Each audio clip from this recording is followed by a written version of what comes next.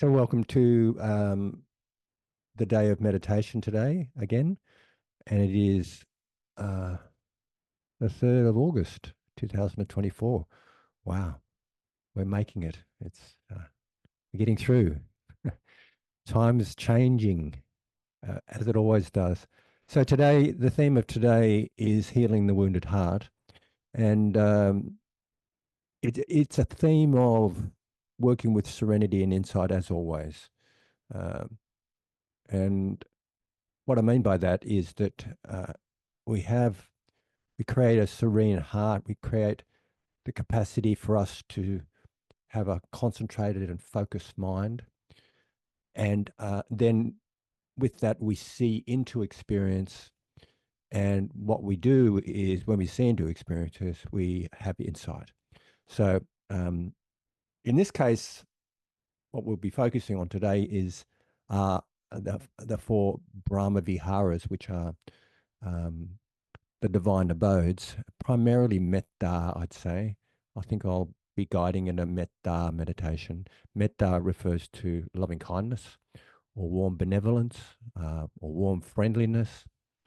And the sublime states, they're also called sublime states, these four high qualities, the four divine abodes.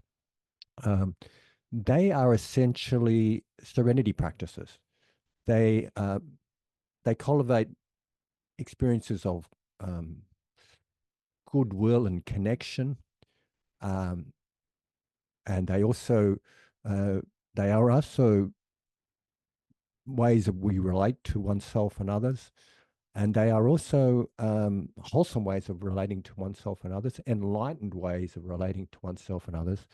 And they are also states of concentration. So when we do them, when we practice them, we have the capacity to see clearly into things. Uh, So when we see clearly into things, we have insight. So the meditations I'll guide you in, I think I might just guide you in one meditation today. I think just the one. It might be a bit longer than usual, but essentially it will be kind of grounding in the moment, becoming present, calming and settling your body and mind. Um, so I'll invite you to be present. I'll invite you to relax your body. Then I might invite you to focus your attention on your breathing and relax with the breathing. Um, and then I'll invite you to bring your awareness or your attention to your heart, to the area around your chest. And look inside to see whatever heart quality there is. I mean, it could be loving kindness, it could be compassion, it could be appreciative joy, it could be equanimity. And if you have something there that's one of those qualities, nourish and nurture it. And often what happens is that we need to kind of kindle these experiences. And sometimes that's a bit tricky. Sometimes people have resistance to kindling these qualities. So I will invite you to kindle the quality of metta, which is this warm benevolence, by reflecting or considering something or someone or a being that brings a smile to your heart. Something that is really mm, is happy. There's a quality of happiness about it. There's a quality of mm, warm regard, warm friendliness, and I often have my dog outside, and when he wags his tail, he kind of wiggles his whole body, and he's just smiling and these dog-like smiles. He's sometimes a being that I think of when I want to rouse metta in my heart. And other beings I think of are my partner, because she's such a wonderful person, and my grandchildren and my children, my friends, and sometimes my clients, all sorts of people. There's lots of people that I have in my life that bring a smile to my face. So that's what we're focusing on today. Well, I'm inviting you to focus on that. But if you have another quality arise, like compassion, so on, so be it. You nourish and nurture it. So with the kindling, you awaken something in your heart. You have a feeling in your heart, or you have a sign that it's there, that a sign that warm friendliness is there. It could be a physical feeling. It could be some words. It could be some images. And then you nourish that. You nourish and nurture that quality. You may, you could, if you want, just let go of the image or the person or the thing that stimulated that, that kindled that, or you could keep it still in the background. But the important thing here is to nourish that sign of metta, or sign of loving kindness, or sign of compassion, or sign of gratitude, or sign of kind of deep acceptance. Whatever it is, you nourish that, and then you begin to um, absorb into it. So that's what I'll be inviting you to do. And when you absorb into it, it's like you let go into it.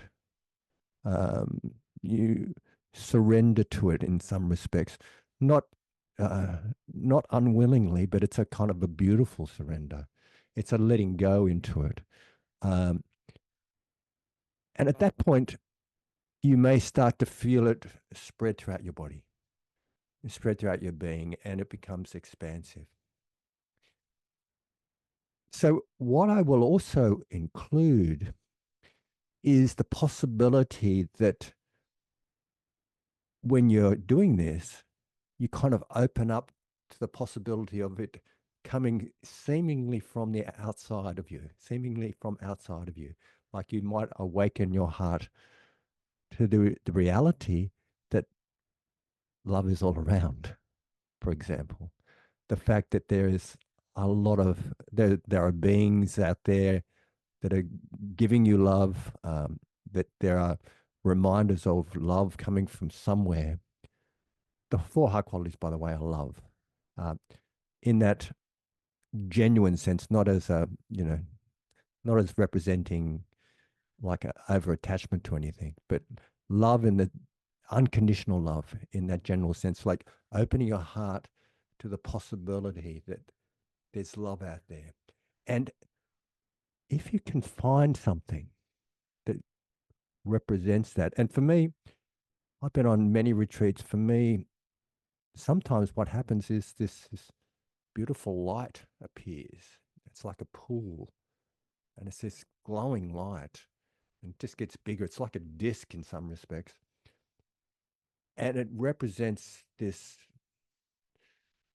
all-accepting benevolence, accepting, compassionate, um, appreciative, um, completely accepting.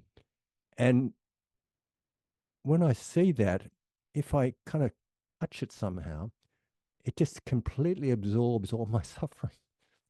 And I can find myself surrendering my ego struggles. I can find myself surrendering my battles and the suffering that I'm having. Although I have found it a little bit difficult in the last week, but I've managed to do it somewhat, to kind of give it up, let it go, let it go. And when I let it go into that space, it completely transforms it. So ultimately, you can sort of transform yourself, like you merge with this quality of love, loving kindness, compassion, or it comes from you and you expand into it. And that is where I'm inviting you to go. So you abide in that space, then, that a space of, it's a divine abode. It's a space of unconditional love, or warm benevolence, or warm friendliness. This kind of melting, and what you find is that the separation between me and that out there or yous out there, that seems to dissolve away and become it becomes boundless, boundaryless, boundarylessness, or boundlessness, or and it's spacious and infinite. Sometimes these abodes are called the immeasurables because there's no limit to them. And they're called the boundless states as well because there's no boundary between self and other.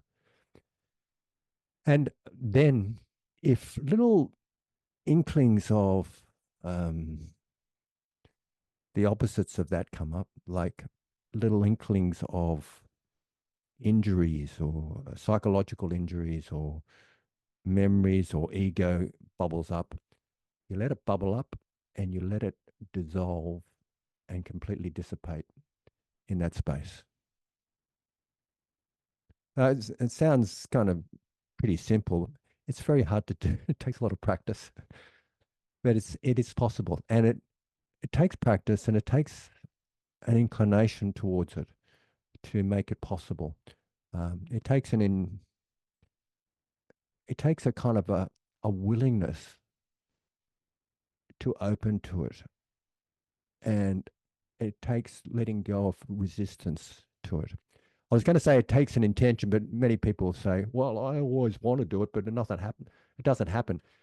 It's like a kind of a letting go of the resistances to open up to what is actually there, which is a kind of a boundless love, if that makes sense. So that'll be the guided meditation, and uh, we'll have a break. Probably have a silent meditation after that, and then we'll have a break at 20 to 11 Australian Eastern Standard Time, which is I don't know what it is and wherever you are. So and then we'll come back for a talk at 11. I might play the recording. Um, I think it's all right. Yeah. It's got me looking around. I'm not looking at you. I noticed I have a problem with looking at the camera because my camera's right up there. So, my camera's, there's my camera, but, all you guys are down here. So I wrote something and I was reading it last night and it was kind of good. I could do it in stages rather than just speaking for an hour or 55 minutes as how long it goes. So I might play the recording, and if the recording doesn't go very well, I'll get you to give me some feedback whether you can hear it all right. If that doesn't go well, I'll just do it live. Okay. How does that sound? Oh, and sorry. Then we have lunch at. We'll have probably might have some discussion after that, the Dharma talk, and or another guided meditation. We could do a heal meditation after the guided meditation, after the Dharma talk. Sorry. Then we'll have a lunch at 12:30 to 1:30 Australian Eastern Standard Time, and then 1:30 to 2:30 two silent meditations or one big silent meditation, whatever you wish. And then we'll have some Dharma discussion at 2:30 to 3. Okay. Thanks very much. Is there any questions about that agenda and schedule? Sorry. All good? And of course, you're in your own homes or wherever you are. Feel free to get up and move and take whatever posture you need to take. And if you need to go to the toilet, please feel welcome, and so on. Okay. But just remember to keep your microphones off until you speak and ask a question. Okay, thanks very much. I'm going to turn the recording off now and we'll start the meditation.